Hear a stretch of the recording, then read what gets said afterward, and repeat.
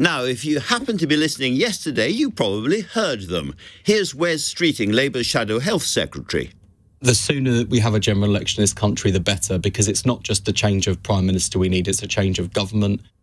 And here, for good measure, is Peter Mandelson, Lord Mandelson, one of the architects of New Labour. Bring it on. Bring it on. What was all that about? Answer, the persistent rumour that Boris Johnson, facing ever deeper trouble inside the Conservative Party, might announce an early general election this summer to take place in, say, September. Now, that wasn't just bravado from Labour. The Tories are behind in the polls, and in that sense, it would be absolutely crackers to go early.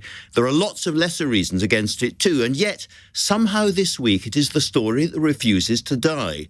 As The Sun and many other newspapers report this morning, Boris Johnson refused to rule out a snap general election 3 times during his overseas trip. There are rumours crackling away that this might be tied up with a crisis for Labour. Journalists now expect the Durham police to report next week on whether Sir Keir Starmer broke the law over a beer and curry event and faces a fine. If he does, he said he'd resign as Labour leader. Bang! Snap, crackle and pop, you see. Might Johnson exploit the time of chaos in opposition? Well, he might, but this is really more about his position in his party. Early next month, the 1922 committee, that is, all Tory MPs except ministers, vote to choose a new executive to run their affairs.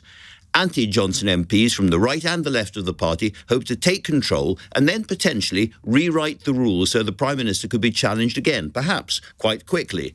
Johnson faces another investigation by the Privileges Committee reporting in the autumn, one which is already spooking Downing Street, judging by briefings to the papers.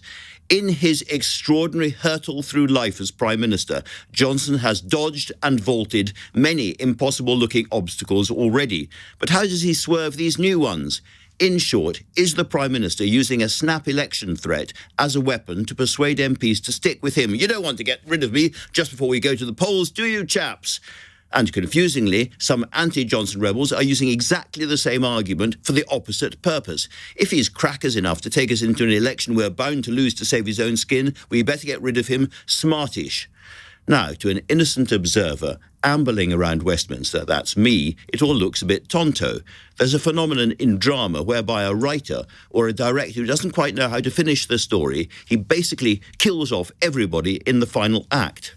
William Shakespeare did it. Quentin Tarantino did it. And now the Conservative Party seems to be doing it. Luckily this evening, to help me make sense of what's happening, I am joined by one of the most experienced operators at Westminster who helped organise the Brexit uprising among innumerable campaigns and who recently told Boris Johnson the gig is up.